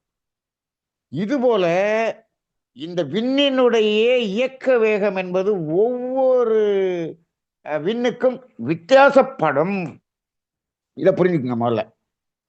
சரி, இப்படி இருக்கும்போது ஒரு விண்ணினுடைய வேகம் முதல்ல அதிகமா இருந்துச்சு. இப்ப நம்ம பார்ப்போம். ஒரு விண்ணு தோன்றிச்சு, 1 மாசத்துக்கு முன்னாடி அதனுடைய வேகம் எவ்வளவு இருந்துச்சு, இப்ப 1 மாசம் ஆயிடுச்சு, கொஞ்சம் வேகம் குறைஞ்சிருக்குன்னு வச்சுக்கங்க. அந்த 1 மாசத்துக்கு முன்னாடி அந்த வேகமா சுத்தும் போது அது அதனுடைய விரிவலையினுடைய வேகம் எப்படி இருந்திருக்கும், அது தன்னை சுத்தி இருக்கிறத எவ்வளவு தள்ளி நிறுத்தியிருக்கும். 1 மாசத்துக்கு முன்னாடி எவ்வளவு தள்ளி நிறுத்தியிருக்கும். இப்ப ஒரு உதாரணமா வச்சுக்கோங்க. தள்ளி நிறுத்துறது ஒரு 10 சென்டிமீட்டர் தள்ளி நிறுத்துது. 10 சென்டிமீட்டருக்குள்ள அந்த பக்கத்துல மற்ற விண்ண பக்கத்துல வர விடாம இருக்கு. அப்ப ஒரு விண்ணுக்கு இன்னொரு விண்ணுக்கு 10 சென்டிமீட்டர் இடைவெளி இருக்கிறதா கற்பனையில வச்சுக்குவோம். வர விடல. இப்ப என்னாச்சு, இந்த 1 மாசம் கழிச்சு இந்த விண்ணினுடைய வேகம் கொஞ்சம் குறைஞ்சிருச்சு. குறைஞ்ச உடனே என்ன ஆகுது, இந்த விரிவலையினுடைய வேகம் குறையுது. இப்போ அந்த 10 சென்டிமீட்டருக்கு அங்கிட்டு தள்ளி நின்றுகிட்டு இருந்த அந்த ஒரு விண்ணு என்ன ஆகுது, 1 சென்டிமீட்டர் உள்ள வந்துருச்சு. எங்க வந்துருச்சு, இப்போ 9 சென்டிமீட்டர் டிஸ்டன்ஸ்ல உள்ள வருது, நெருங்கி வருது. எதை, இந்த சுழல் கம்மியா இருக்கிற வேகம், கம்மியா இருக்கிற விண்ணு இருக்குல்ல, அதை நோக்கி ஒரு சென்டிமீட்டர் பக்கத்துல வந்துருச்சு. வருதா? வருது. அப்படி வரும். இன்னும் கொஞ்சம் குறைஞ்சிச்சுன்னு சொன்னோம்னா 8 சென்டிமீட்டர் வரும். நீங்களே பாருங்க. அப்பா வந்து அப்படியே பயங்கர கோபத்துல இருக்கார். நீங்க எவ்வளவு தூரம் தள்ளி நிக்கிறீங்க? 10 அடி தள்ளி நிக்கிறீங்க. அப்படியே கொஞ்சம் நிதானம் ஆகுறாரு. நிதானம் ஆகும்போது ஒய்ஃப் என்ன பண்ணுவாங்க, 1 அடி பக்கத்துல போவாங்க. 9 அடி தள்ளி நிக்கிறாங்க. இப்பயும் பக்கத்துல போயிடல, அவர் கோபம் கொஞ்சம் குறைஞ்சிருக்கு. அப்படி 9 அடி போவாங்க. இன்னும் கொஞ்சம் நிதானம் ஆகுறாரு, 8 அடி போவாங்க. இன்னும் கொஞ்சம் வேகம் கோபம் குறைஞ்சிருச்சு, 5 அடி போயிட்டாங்க. இன்னும் குறைஞ்சிருச்சு, 2 அடி போயிட்டாங்க. இன்னும் நல்லா அவர் அமைதி ஆயிட்டாரு, 1 அடி போயிட்டாங்க. இன்னும் நார்மலா அப்படியே ஆயிட்டாரு. இன்னும் பக்கத்துல போய் நெருங்கிட்டாங்க, அவரை தொட்டுட்டாங்க, அவரை தொட்டுட்டாங்க. இன்னும் கொஞ்சம் தியானத்துல போயிட்டாரு, இவங்க அவருக்குள்ளேயே போயிட்டாங்க. அப்படியா? பக்கத்துல போனாங்க. பக்கத்துல 10 அடியில இருந்து பக்கத்துல போனவங்க, அவர் அப்படியே டெல்டா நிலைக்கு போன உடனே இவங்க ஒய்ஃப் பக்கத்துல போனவங்க அவருக்குள்ள போய் அவராவே மாறிட்டாங்க. அப்படி ஆயிட முடியுமா? இல்ல. பக்கத்துல போனாங்க பாருங்க, பக்கத்துல போய் நிக்கத்தான் முடியுமே தவிர இவங்க அவங்கள மாற முடியாது. அவ்வளவுதானே? அதே போல இந்த விண்ணினுடைய வேகம் குறையும் போது அந்த தள்ளி நிறுத்தின அந்த விண்ணு இருக்கு இல்லையா, அது வேகம் குறைய குறைய பக்கத்துல வரும், பக்கத்துல வரும், பக்கத்துல வரும். ஒரு காலத்தில் 10 சென்டிமீட்டர் இருந்தது, 1 சென்டிமீட்டர் டிஸ்டன்ஸ்ல வரும். இது வர்றதுக்கு எத்தனை லட்சம் வருஷம் ஆச்சுன்னு தெரியாது. நான் இதெல்லாம் ஈஸியா சொல்லிட்டு போயிட்டேன் 5 நிமிஷத்துல. இதெல்லாம் பல பல ஆயிரம் வருஷங்கள்ல நடக்கக்கூடியது. அப்படி நெருங்கி 1 சென்டிமீட்டர் வந்துச்சு. இன்னும் கொஞ்சம் வேகம் குறையுது, இன்னும் 1/2 சென்டிமீட்டர், 1/4 சென்டிமீட்டர், அப்படியே பக்கத்துல வந்துருச்சு. பக்கத்துல ஒட்டி நின்றுச்சு. எப்படி வீட்டுக்காரர்கிட்ட ஒட்டி நின்னாங்களோ அந்த மாதிரி ஒட்டி நின்றுச்சு. அவ்வளவுதான். அந்த ஒட்டினதோடு சரி, அதுக்கு மேல உள்ள போக முடியாது. ஏன்னு கேட்டா அது வேகம் கம்மியா இருந்ததுனால இது போய் ஒட்டி நிக்குது. அது ஒரு டிஸ்டன்ஸ் இருக்கும் அந்த இடத்துல, அது ஒரு 1/4 சென்டிமீட்டர் டிஸ்டன்ஸ் அது இருந்துகிட்டு தான் இருக்கும். ஆனா நெருங்கிருச்சு, பக்கத்துல நெருங்கிருச்சு. நெருங்கிருச்சா? அப்ப ஒரு விண்ணினுடைய வேகம் குறையும் போது அதை சுற்றிலும் ஒரு 10 விண்ணு நெருங்கி வந்துருச்சு. பார்த்தீங்களா? அப்படி நெருங்கி வந்துச்சுங்க. அப்ப இந்த விண்ணினுடைய நெருக்கம் என்பது இப்பதான் தொடங்குது. ஆனால் 2 விண்கள் ஒரு விண்ணாக மாற முடியுமா? ஒரு கேள்வி. 2 விண் ஒரே விண்ணாக மாற முடியுமா? அப்படின்னா என்னைக்கும் மாற முடியாது. ஏன்னா 2க்கும் சுழல் இருக்கிறது. இது வேகம் குறைஞ்சதுனால வேகம் கூடுனது பக்கத்துல போகுது. ஆனால் இது என்ன பண்ணல, இது முழுசா சுழலை நிறுத்திக்கல, வேகத்தை தான் குறைச்சிருக்குது. அப்ப அந்த வேகத்தை குறைச்சிருக்கும் போது தள்ளி நிறுத்தினதை பக்கத்துல வர வைக்கிறதே தவிர தனக்கு உள்ளுக்குள்ள போற அளவுக்கெல்லாம் இது என்ன பண்ண விடாது. ஏன்னா அது சுழன்று கொண்டு இருக்கும் வரை விடாது. அப்ப 2 விண்கள் நெருங்கத்தான் முடியுமே தவிர 2ம் ஒன்றாக மாற முடியவே முடியாது. 2 விண்கள் ஒன்றாக மாற முடியாது என்று சொல்லும்போது 2 உயிர்கள் ஒரு உயிராக மாற முடியுமா?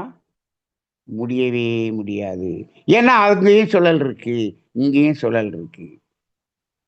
இந்த இடத்து வரைக்கும் போதும். இதை ஒரு வாரம் சிந்தனை பண்ணுங்க. நல்லா சிந்தனை பண்ணி பாருங்க. இதை அப்படியே பாவனையா சிந்தனை பண்ணி பாருங்க. அடுத்த வாரம் காற்று எப்படி தோன்றியது என்பதில் நாம் தொடங்குவோம். வாழ்க வளமுடன். தியானமே யோகம், யோகமே ஞானம். தமிழ் ஆனந்த யோகம். வாழ்க வளமுடன். வாழ்க வளமுடன். இன்றைய தூய வேதாத்திரியத்தில் காந்த தத்துவம் என்ற தலைப்பிலே சிறப்பாக காந்த தத்துவத்தை விளக்கிய ஞான ஆசிரியர் நன்மணி ஐயா அவர்களை அனைவரும் தவ நிலையில் இருந்து வாழ்த்துவோம். ஞான ஆசிரியர் நன்மணி ஐயா அவர்கள் அருட்பேராற்றல் கருணையினால் உடல் நலம், நீண்ட ஆயுள், நிறை செல்வம், உயர்ப்புகள், மெய்ஞானம் பெற்றோங்கி வாழ்க வளமுடன், வாழ்க வளமுடன், வாழ்க வளமுடன். வாழ்க வளமுடன் ஐயா. கடந்த வாரம் காந்தம் தோற்றத்தின் பற்றி பார்த்தோம். இந்த வாரம் அனைத்துமே மாயை என்று மிக சிறப்பாக விண்ணில் தோன்றி இந்த பிரபஞ்சத்தில் தோன்றும் மனிதன் வரை அனைத்தும் மாயம் என்று உணர்த்தி விட்டார்கள். ஐயா கூறியதிலிருந்து சிலவற்றை எடுத்துரைக்கிறேன். வேதாத்திரிய தத்துவத்தில் அடிப்படை தத்துவம் காந்த தத்துவம். பிரபஞ்சம் எப்படி தோன்றியது, அதில் காந்தம் எப்படி தோன்றியது என்பதை பற்றி ஐயா அவர்கள் விளக்கமாகவும் விரிவாகவும் எடுத்துரைத்து வருகிறார். முதல் பூதம் விண் என்பது தோன்ற ஆரம்பித்தது கடந்த வாரம். அது சுழல் அலை என்பது அதை சுற்றிலும் அசையாத இந்த சுத்தவெளி முதலில் இயக்கம் போகும்போது சுத்தவெளி சிறிது நொறுங்க துவங்கியது என்று ஐயா அவர்கள் கூறினார்கள். ஒரு விண்ணினுடைய சுழல் வேகம் எப்படி இருந்ததோ அதை போன்றே அதன் அலை வேகமும் இருக்கும். அது சுத்தவெளியில் கரைந்து கொண்டே இருக்கும். விண் என்பது தோன்றி மறைந்து கொண்டே இருக்கும். சுழல் அலை உருவாக தொடங்கிய போது சுத்தவெளி சிறிது நொறுங்கியது. அது சுழலும் போதே நொறுங்கியது நின்றுவிட்டது என்றும் சொன்னார்கள் ஐயா. விழிவலையும் சுத்தவெளியும் சேர்ந்தது தான் காந்தமாக மாறியது. அதாவது இருப்பும் இயக்கமும் சேர்ந்ததுதான் காந்தம். எப்படி தண்ணீரில் உப்பு நம்ம போட்டா கரைந்து விடுமோ, அதில் ரெண்டுமே இருக்கிறது, உப்பும் இருக்கிறது, தண்ணீரும் இருக்கிறது. அதன் போதுதான் காந்தம் என்றார்கள். காந்தம் என்பதும் கடவுளாக பார்க்க முடியும். அசையாத சுத்தவெளியில் அசையும் விரிவலையும் சேர்ந்ததுதான் காந்தம். அழுத்தம் என்பது காந்தம் என்று ஐயா அவர்கள் கூறினார்கள். சுழல் அலை தொடங்கி அந்த சுழல் நிறைவு பெறும்போது அது அழுத்தமாக உருவெடுக்கிறது. காந்த தன்மாற்றம் என்றால் அது முதல் பூதமாகிய விண்ணிலிருந்து துவங்கிய அழுத்தமாக மாறியது. முதல் பூதம் விண்ணில் உருவாகியது காந்தம், அழுத்தம். உயிரில் இருந்து தோன்றியது ஜீவகாந்தம், விண்ணில் இருந்து தோன்றியது வான்காந்தம். ஓர் அறிவு தாவரம் தோன்றிய போதுதான் நாம் வான்காத்தை பற்றி உணர்ந்திருக்க முடியும் என்று ஐயா அவர்கள் கூறினார்கள். சித்தர்கள் அனைவரும் இதை உணர்ந்து அடுத்தடுத்து ஞானிகள் அவர்கள் உணர்ந்து இறுதியாக நமது வேதாத்ரி மகரிஷி அவர்கள் இந்த வார்த்தையை உபயோகித்திருக்கிறார் என்று சொன்னாங்க ஐயா. விண் என்பது உண்மையா பொய்யா என்ற கேள்வி நமக்குள்ளே எழுப்பினார்கள். அது தோன்றிக்கொண்டே இருக்கும், மறைந்து கொண்டே இருக்கும். அடிப்படையில் காந்தம் சுழலாக விரிவடையும் போது அழுத்தம் என்றார்கள். உண்மையே இல்லை, பொய்யும் இல்லை, அது மாயை. முதல் பூதமும் மாயை, தோன்றிக் கொண்டே இருக்கிறது, மறைந்து கொண்டே இருக்கிறது. மையத்தில் உள்ள சிவம் உண்மை. விண்ணை சுற்றியுள்ள காந்தம் தோன்றிக் கொண்டே இருக்கிறது. பிரபஞ்சம் முழுவதும் கோடான கோடிகளான விண்கள் தோன்றிக் கொண்டும் இயங்கிக் கொண்டும் இருக்கிறது. ஒவ்வொரு விண்ணிற்கும் இயக்க வேகம் என்பது வித்தியாசப்படும். ஒரு விண்ணினுடைய வேகம் குறைந்து குறைந்து குறைந்து வரும்போது அது அடுத்த விண்ணோடு நெருங்கி வரும். ஆனால் அது அடுத்த விண்ணோடு இணைய முடியாது, ஒன்றாக மாற முடியாது என்பதை கூறி விளக்கினார்கள் ஐயா. அதேபோல் ஓர் உயிர் இன்னொரு உயிரோடு இணைய முடியாது. அதுக்கு சுழலலை வேலை, மற்றொரு உயிருக்குள்ள சுழலலை வேற என்பது வித்தியாசப்படுது. ஒவ்வொரு உயிரினங்களுக்கும் உள்ள சுழலலை வேறு இருக்கும் என்று கூறி முடித்தார்கள். சிறப்பு ஐயா. அடுத்த வாரம் முதல் காற்று எப்படி தோன்றியது என்பதை பற்றி ஐயா விளக்குவார் என்று கூறி முடித்தார்கள். மிகவும் சிறப்புங்க ஐயா, நன்றாக உள்ளது. கேள்வி பதில் வைத்துக்கலாங்களா ஐயா? வாழ்க வளமுடன். சரிங்க. கேள்வி கேட்க விரும்பும் ஹேண்ட் ரைஸ் பண்ணலாம். முக்கிய அறிவிப்புகள், அதை தொடர்ந்து கேள்வி பதில் செஷன் இருக்காங்க. வேதாத்திரிய ஞான சங்கமம் நடைபெற உள்ளது 8 ஆகஸ்ட் மதியம் 12 மணி முதல் 10 ஆகஸ்ட் 22 மணி வரை இறைவாக்கு இல்லம் வாடிப்பட்டியில் நடைபெற உள்ளது. அதில் வேதாத்திரிய சிந்தனைகள், ஆனந்த கிரியா, அகத்தூய்மை தியானம், குண்டலினி தியானம், நாதபிரபம் தியானம் போன்ற தியான யுக்திகள் மற்றும் பிற பல பயிற்சிகள் வழங்கப்படும்.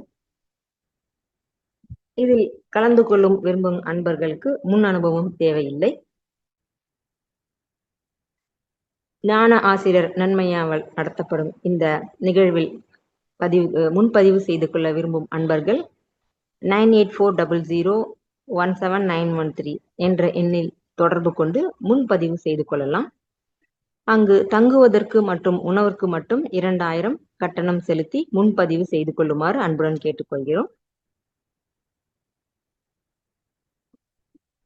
தமிழ் ஆனந்த யோகத்தில் ஒவ்வொரு நாளும் காலை மற்றும் மாலை தவம் மற்றும் சிறப்பு சிந்தனைகள் நடைபெறுகின்றது.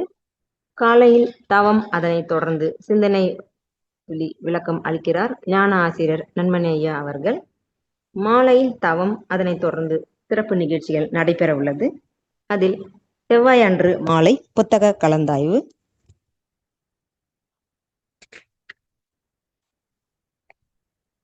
ஞானாசிரியர் நன்மணி ஐயாவின் பார்வையில் வேதாத்திரிய தத்துவங்கள் என்ற தலைப்பிலே அனைத்து நோய்களுக்கும் ஒரே காரணம் என்ற தலைப்பிலே சிந்தனை உரை அளிக்க உள்ளார் அருள்நிதி சித்ரா அம்மா அவர்கள். புதன் அன்று மாலை தவம், அதனைத் தொடர்ந்து முத்திரையில் வாழ்வியல் என்ற தலைப்பிலே டாக்டர் மு பழனிவேல் ஐயா அவர்கள் வாழ்க்கையில் முத்திரை எவ்வாறு நாம் பயன்படுத்திக் கொள்ளலாம் என்பதை பற்றி விளக்கம் அளிக்க உள்ளார்.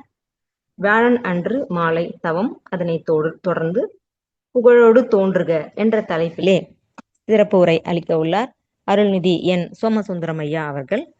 வெள்ளி அன்று மாலை தவம், அதனைத் தொடர்ந்து ஜோதிட ஞானம், அடிப்படை ஜோதிட பயிற்சி அளிக்கிறார் ஞான ஆசிரியர் நன்மணி ஐயா அவர்கள். சனி மற்றும் ஞாயிற்றுகளில் காலை தவம், சிந்தனை துளியும் நடைபெறும். மாலையில் எந்த நிகழ்வும் இல்லை. அனைவரும் அனைத்து நிகழ்வுகளையும் பங்கு பெற்று பயன்பெறலாம். மோகன் ஐயா, நீங்க கேள்வி கேட்கலாம் ஐயா. வாழ்வன் ஐயா. ஐயா வாழ்க வளமுடன். ஐயா, அந்த மாயையோடைய அந்த புரிதல் வந்து ரொம்ப ரொம்ப பிரமாதமானது. அதாவது இல்லாததை வந்து நம்ம இருக்கிறத நினைச்சுக்கிட்டு இருக்கதான் மாயை மாயை அப்படின்னு சொல்றோம். ஆனா இருக்கு, ஆனா அது அழிஞ்சுக்கிட்டே இருக்கு. அது அது உண்மையும் இல்லை, பொய்யும் இல்லை. அதாவது நம்ம மாயைன்னு சொல்றோம். ஆமா. இப்ப இப்ப இப்ப இப்ப நீங்க ஒரு வீடு வாங்கிட்டீங்க, அது உண்மையா மாயையா? இப்போ நம்ம இதுபடி பார்த்தோம்னா நம்ம மாயை தான் ஐயா. மாயை தான். அப்ப அப்ப பாருங்க, எல்லாமே மாயை தான். ஆமாங்க ஐயா. ஆமா. அப்ப தோன்றிக்கிட்டே இருக்கு, மறைஞ்சுக்கிட்டே இருக்கு. இடைப்பட்ட இது அந்த இருந்துகிட்டே இருக்கிறது மாதிரி ஒரு இருக்கிறத நம்ம நிலையானதுன்னு நினைச்சிடுறோம். அதுவும் காந்தமும் மாயை தான். ஆனால் நம்ம இருந்துக்கிட்டே இருக்கிறனால இருக்கிற மாதிரி நம்ம ஆமா நமக்கு நம்ம புரிஞ்சுக்கிறோம். ஆமாங்க. இப்ப ஐயா நம்ம இந்த அஹ், அது அது சுத்திக்கிட்டே இருந்தா கூட கூட அதுக்குள்ள நிலையான அந்த சுத்தவெளி இருக்குதானங்க ஐயா? அந்த ஆமாம், சிவம். சிவம் இருந்துகிட்டே இருக்கு. அப்ப ஆமாம். அதனால கூட நம்ம அந்த நிலையானது அப்படிங்கிற மாதிரி நம்ம ஆ எடுத்துக்கலாமா ஐயா? அது அது இப்போ இப்போ அந்த அந்த நிலையான சிவம் இருக்கு இல்லைங்க. இப்போ நம்ம உடம்புல உயிர் இருக்கு இல்லையா? ஆமா அப்போ அதுக்குள்ள சிவம் இருக்கு இல்லையா? ஆமா ஆமா அப்போ நிலையான சிவம் இருக்கு இல்லையா? ஆமா ஆமா. அந்த நிலையான சிவம் இருக்கிறதுனால தான் நம்மகிட்ட நிலையான அந்த அமைதி, அன்பு, ஆரோக்கியம், மகிழ்ச்சி, ஆனந்தம்ங்கிற உணர்வெல்லாம் நம்மகிட்ட இருக்குது. ஆ ஆ அது அந்த அந்த மையத்துல இருக்கக்கூடிய அந்த சிவத்திலிருந்து வர்றதுதான் இதெல்லாமே. அதனால இப்ப ஓஹோ ஓ நம்ம உணர்வுகள்ல துன்பம் என்பது மாயை. ஆனால் இன்பம், ஓ மகிழ்ச்சி, அமைதி, ஆரோக்கியம், ஆனந்தம் இதெல்லாம் உண்மை. நிலையானது. உண்மை. அமைதி ஆ. உண்மைங்க. அது மாயைன்னு சொல்ல முடியாது. அமைதி ஆமா மாயையா? உண்மையா? உண்மை உண்மை உண்மை. அது உண்மை. நிலையானது. இன்பம் மாயையா? உண்மையா?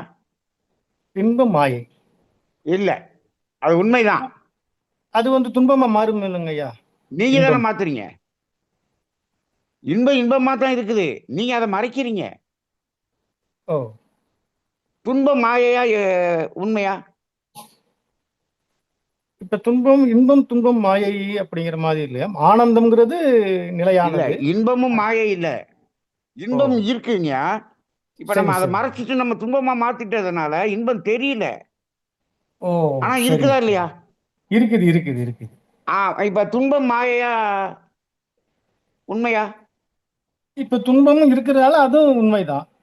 துன்பம் இப்ப பாருங்க. இப்ப நான் ஒரு ஒரு ஒரு 3 மாசத்துக்கு முன்னாடி கீழே விழுந்தீங்க, ஆ வலிச்சிச்சு. ஆ இப்ப அந்த வலி இருக்கா? இல்ல துன்பம் இல்ல இல்ல. மறைஞ்சு போச்சுல்ல. ஆமாங்க ஆமாங்க அப்ப அது இருந்துகிட்டே இருக்கிறது இல்ல, அது மாயை. ஆமாங்க துன்பம் புரியுதுங்க மறைய புரியுது. போகுது. சரிங்க ஆனா சரி. இன்பம் மறையுதுன்னு சொல்லக்கூடாது. மறைச்சிட்டோம். மறைச்சிட்டோம். நம்ம துன்பமா ஆக்கிட்டோம். அப்ப இன்பம்ங்கிறது புரியுது. உண்மை, உண்மை உண்மை. துன்பம்ங்கிறது மாயை. சரிங்க. அதனால வந்து அளவு மீறி போகும்போது வரக்கூடிய விளைவுகள்லாம் மாயை. அது ஆ மறைஞ்சிடும். அப்ப ஆனா துன்பம் உண்மைன்னு சொல்லக்கூடாது. எனக்கு துன்பம் தான் அப்படின்லாம் சொல்ல முடியாது. இப்ப நம்ம எத்தனையோ துன்பம் நம்ம வாழ்க்கையில பார்த்துட்டோம். அதெல்லாம் இப்ப இல்லையே. அது ஆமாங்க ஆமா. மாயை தானே. ஆமா ஆமா ஆமா. ஆ இன்பம் இல்லாம போச்சுன்னா அது இல்லாம எல்லாம் போகல. அது நம்ம மேல திரையை போட்டு மறைச்சிட்டு மேல நம்ம துன்பத்தை உண்டாக்கிட்டோம். ஆனால் அது உள்ள புரியுதுங்க. இருக்கதான் செய்யுது. ஆமா. ஆனால் அது உண்மை. புரியுதுங்க. அது மாயைக்கு நல்ல விளக்கம் ஐயா. நல்ல நல்ல நல்ல புரியுது. எனக்கே நான் இந்த 3 நாள் அந்த ராஜபாளையம் பயிற்சியில அவர் ராஜேந்திரன் விளக்கும் போது எனக்கு அது ரொம்ப ரொம்ப வித்தியாசமா இருந்துச்சு. அது ஆமாங்க. நானே புரியுது. இப்ப போன சனிக்கிழமை தான் அதை புரிஞ்சுக்கிட்டேன். நல்லா இருந்துச்சு. ஆமா. நல்ல வாழ்க நல்ல வளமுடன். புதிய விளக்கம் ஐயா. ரொம்ப நல்லா வாழ்க வளமுடன். இருந்ததுங்க. வாழ்க வளமுடன். ராஜேந்திரன் ஐயாவுக்கு நன்றி. நன்றிங்க. வாழ்க வளமுடன். வாழ்க நன்றி. வளமுடன். அப்புறம் கேள்வி இதுல இதுல ஒருத்தங்க ஏதோ சாட்ல ஒருத்தங்க கேள்வி கேட்டிருக்காங்க. அதாவது நன்றி பிரபஞ்ச ஐயா. சக்தி, வாழ்க அதாவது காஸ்மிக் எனர்ஜி என்றால் என்ன என்று கேட்டிருக்காங்க. அது ரெண்டுமே எதுவுமே வான்காந்தம் தான். பேசிக் காந்தமா அல்லது அழுத்தமான்னு கேட்டிருக்காங்க. அந்த அழுத்தம் அப்படிங்கிறத தான் நம்ம வான்காந்தம் சொல்றோம். பேசிக் காந்தத்தை சொல்லல. அந்த அழுத்தம் என்பதைத்தான் வான்காந்தம் என்று சொல்கிறோம். காஸ்மிக் எனர்ஜின்னு சொல்றோம். பிரபஞ்ச சக்தி என்று சொல்கிறோம். அது எல்லாமே பேசிக் அந்த இதுதான். அதை வான்காந்தம்ங்கிற பெயர்ல தான் நம்ம சொல்லிக்கிட்டு இருக்கிறோம். விரிவலை மூலம் வரும் காந்தமா ஐயான்னு கேட்டிருக்காங்க. ஐயா அதாவது அதே ஒருத்தர் தான் கேள்வி கேட்டிருக்காரு. அதாவது இப்போ விரிவலை மூலமாக வரக்கூடியதுன்னா அந்த விரிவலை வந்து அந்த விண் முழுமை பெறுவதற்கு முன் வந்த விரிவலை என்பதுதான் பேசிக் காந்தம். விண் முழுமை பெற்ற பிறகு அதுல வரக்கூடிய அழுத்தம் தான். அந்த அழுத்தம் என்ற ஒன்றைத்தான் நம்ம வான்காந்தம் என்று சொல்கிறோம். நம்ம உடம்புக்குள்ள இருக்கக்கூடிய அழுத்தத்தை ஜீவகாந்தம் என்று சொல்கிறோம். காஸ்மிக் எனர்ஜி என்று சொல்கிறோம். இங்க பயோ எனர்ஜி என்று சொல்கிறோம். எல்லாமே அழுத்தம் தான். வாழ்க வளமுடன். அடுத்த கேள்வி. வாழ்க வளமுடன் ஐயா. ஐயா இப்போ இந்த அக்குபஞ்சர்ல வேற ஒரு தத்துவமா சொல்றாங்க ஐயா. நம்மளுடைய வேதாத்திரியத்துல வேற ஒரு தத்துவமா சொல்றாங்க. இந்த ம் பஞ்சபூதங்கள் தொடங்குறது அத நம்ம வந்து எப்படி எப்படிங்கம்மா? எடுத்துக்கலாம்? அதாவது அதுல வந்து நம்மளுடைய நெருப்புல இருந்து தான் ஒரு ஒரு பூதங்களும் உருவாகுது அப்படின்ட்டு சொல்றாங்க அதுல. ம் அதுல வந்து நெருப்பு வந்து வெடிச்சு அத வந்து இப்ப விண்ல வந்து சுத்திட்டு இருக்கும். அப்புறம் அது ஒண்ணொன்னா சேர்ந்து அப்புறம் வந்து அது நிலமா அங்க உருவாகுச்சு. நிலம் அந்த ம் தெரிச்ச கல்லெல்லாம் ஒண்ணோட ஒண்ணு இணையும்போது அது உள்ள இருந்து காற்று வெளியில வந்தது. அந்த ம் பல ஏர் வந்து அந்த காற்று வெளியில வந்து பிரபஞ்சத்துல மேலே இட்டுன்னு இருக்கும்போது அந்த மேகங்கள் இடிஞ்சு அதுல இருந்து நீர் வந்தது. அப்போ அந்த ம் நிலத்தின் மேல அந்த நீர் ரொம்ப வருஷம் தேங்கி தேங்கி தேங்கி முதல்ல இதுமா அது அது இந்த பிரபஞ்ச தோற்றத்துல இந்த பெருவெடிப்பு தத்துவம் அப்படின்னா ஒண்ணு ஆமா. இருக்கு. பிக் அந்த பேங் தியரி. தத்துவத்தின் அடிப்படையில அவங்க சொல்றாங்க. அப்படி ஆமா, அப்படி ஆமா. இது வந்திருக்கும். வந்து ஆனா ரொம்ப தன்மாற்ற சரித்திரத்துல இதுதான் இப்போ இதுதான் தன்மாற்ற சரித்திரம்மா. அது வந்து ம். பெருவெடிப்பு தத்துவம். சரி, சரிங்க. அங்க விஞ்ஞான அக்குபஞ்சரை பொறுத்தளவுல அது எப்படி ம். வந்ததுங்கிறதெல்லாம் சொல்ல வேண்டியது இல்ல. நமக்கு அங்க ம். தேவையில்ல. பஞ்சபூதங்கள் ம். வந்துருச்சு, பஞ்சபூதங்கள் உறுப்பு வந்துருச்சு. இதுல வந்து நம்ம வந்து எப்படி நம்ம ட்ரீட்மெண்ட் குடுக்குறோம் அப்படிங்கிறது, அதுல வந்து நமக்கு அதுல அக்குபஞ்சர்ல நமக்கு என்ன தேவைன்னா, அது ஆக்க சக்தி ம். சுழல், ஆமாங்க. அழிவுச்சக்தி சுழல், ஆமாங்க. சுற்று. சுத்தி அது ஆங்கிலத்துல என்ன சொல்லுவீங்க? உற்பத்தி சுற்றுங்க. என்ன சுற்று? உற்பத்தி சுற்றுங்க. ஒண்ணுல இருந்து ஒரு பூதத்துல இருந்து இன்னொரு பூதம் உற்பத்தி ஆனது. அது உற்பத்தி அது அது சுற்று. ஒண்ணு சுற்று, அழிவு சுற்றுன்னு ஒண்ணு இருக்கு.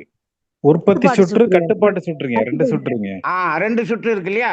இத மட்டும் நம்ம தெரிஞ்சுக்கிட்டா போதுமே தவிர, அதுல ம். நம்ம இந்த பிரபஞ்சத்த இதுல வந்து அங்க வந்து பெருவெடிப்பு தத்துவத்த வச்சு அவங்க அவங்க சொல்லியிருக்கலாம். ஆனா நம்ம வந்து ம். பெருவெடிப்பு தத்துவம் என்பத வந்து மகரிஷி ஒத்துக்கல. எப்படின்னா, அப்படி ம். ஒண்ணு இருந்துச்சு, அது வெடிச்சுச்சுன்னா, அந்த ஒண்ணு எங்க இருந்து வந்துச்சுன்னு ஒரு கேள்வி வருது இல்லையா?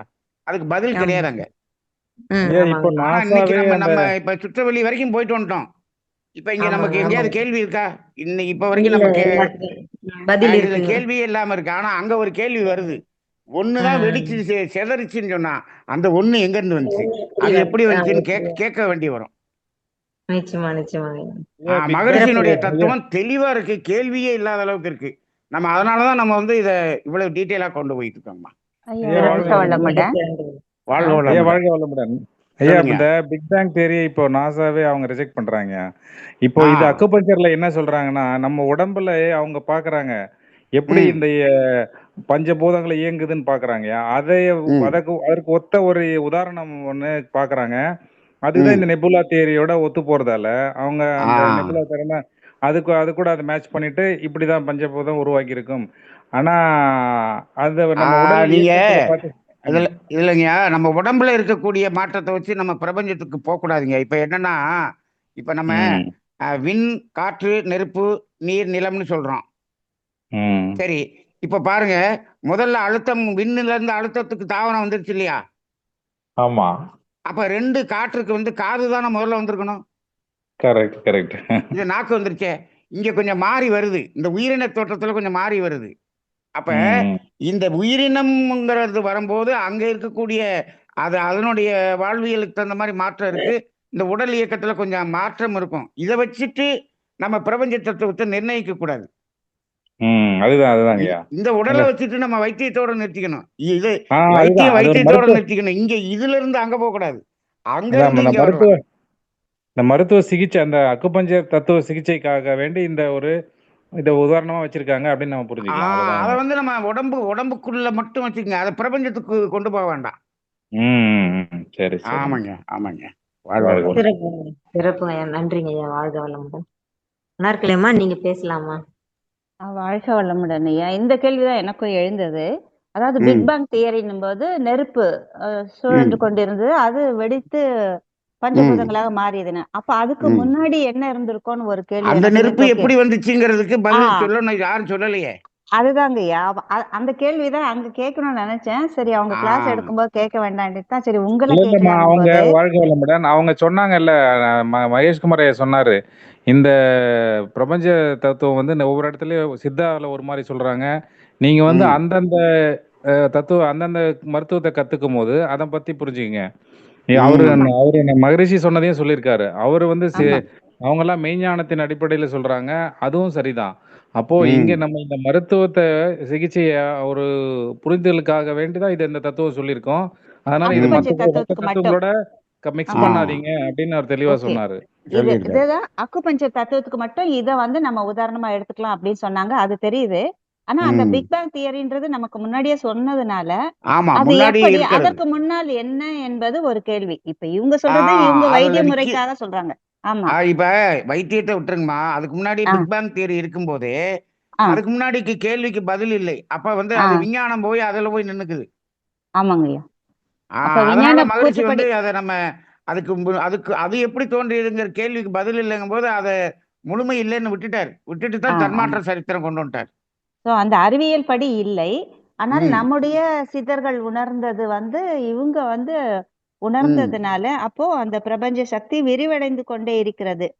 அணுவாக அது இல்லங்கம்மா, இப்ப மூலகம். அது எது வேணாலும் இருக்கட்டும். இப்ப இப்ப ம். நம்ம 8 வாரம் நடத்தியிருக்கோம் இல்லையா? இதுல ஆமாங்கய்யா. எங்கேயாவது போய் கேள்வியில போய் முட்டிட்டு நிக்கிறோமா? இல்ல, தெளிவா இல்ல. இருக்கா? அது தெளிவா ஆமா. ஆமாங்கய்யா. அப்ப அ கேள்வி இல்லாமல் இருக்கிறது என்று சொன்னால், ஆமா. வேதாத்திரிய காந்த தத்துவம் அது தெளிவா இருக்குங்கிறப்ப, நம்ம இத எடுத்துக்குவோம். ஓகே. ஆனா ஆ சயின்டிஃபிக் ப்ரூஃப் என்ன சொல்றதுன்னு தெரியலைங்கய்யா. சயின்டிஃபிக் நமக்கு ப்ரூஃப்க்கு நம்ம போ வேண்டாம். போக வேண்டாம். நம்மளுடைய நம்மளுடைய புரிதலுக்கு நம்ம புரிந்து கொள்வதற்கு சரியா இருந்தா போதும்மா. சரிங்கய்யா. நன்றி, கேள்வி நன்றி. இல்லாமல் இருந்தால் போதும். நல்லதுங்கய்யா. வாழ்க வளமுடன். இதுல தெளிவா தெளிவான இருந்தா போதும். விளக்கம். ஆமா. இதுக்கு தெளிவான விளக்கம் அந்த உரசலினால் ஏற்பட்டது நம்ம ஆ காந்தம் என்று எடுத்துக்கலாம். அந்த அழுத்தம் என்னும்போது அந்த அழுத்தத்தை தான் நாம இப்போதைக்கு உணரணும். அந்த அழுத்தம் தான். அந்த அழுத்தம்ங்கிறத தவத்திற்கு தான் நம்ம வந்து வான்காந்தம்னு சொல்றோம். ஆமா, காஸ்மிக் எனர்ஜின்னு சொல்றோம். ஜீவகாந்தம் சொல்றோம். ஆமா. ஜீவசக்தின்னு சொல்றோம். உயிராற்றல்னு சொல்றோம். எல்லாமே அழுத்தம் தான். அதான் அழுத்தம் என்னும் உந்தாற்றல் அந்த பாடலையே நம்ம அதேதான், நினைவு அதேதான், கொள்ளணும். அதேதான். அதுதான் அந்த உணவு உண்ணும் போதுமே சரி, கழிவு நீங்கும் போதுமே சரி, அழுத்தம் இல்லாமல் ஒன்றுமே இல்லை என்பதை நாம் நன்கு உணர்ந்து கொள்வோம். நன்றி ஐயா. வாழ்க வளமுடன். வாழ்க வளமுடன். நன்றிங்கம்மா. வாழ்க வளமுடன். நன்றிங்க ஐயா. அடுத்ததாக ஒன் பிளஸ் டிவைஸ் நீங்க கேள்வி கேட்கலாங்க.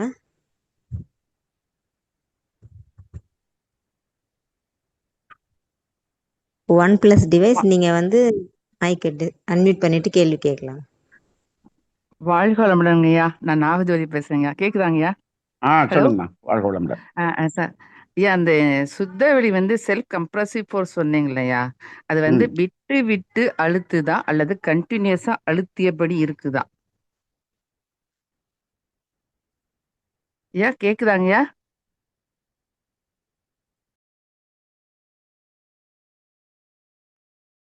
இருக்குமா ஐயா? மைக் அன்மியூட் ஆயிடுச்சு. இப்ப ஐயா மைக் அன்மியூட் வாழ்க ஆயிடுச்சு. வளமுடன். அம்மா அது விட்டு விட்டு அழுத்துறது கிடையாதுங்கம்மா. கண்டினியூஸா அழுத்திய நிலையில இருக்காங்கய்யா. கான்ஸ்டன்டா கண்டினியூஷன் வேட சொல்ல வேணாம். கான்ஸ்டன்டா அழுத்திய நிலையில. ஓகேங்கய்யா. அது எப்பொழுதும் நான் அது அதனுடைய அழுத்தம் கான்ஸ்டன்டா இருந்து கொண்டே இருக்கும். ஓகேங்க.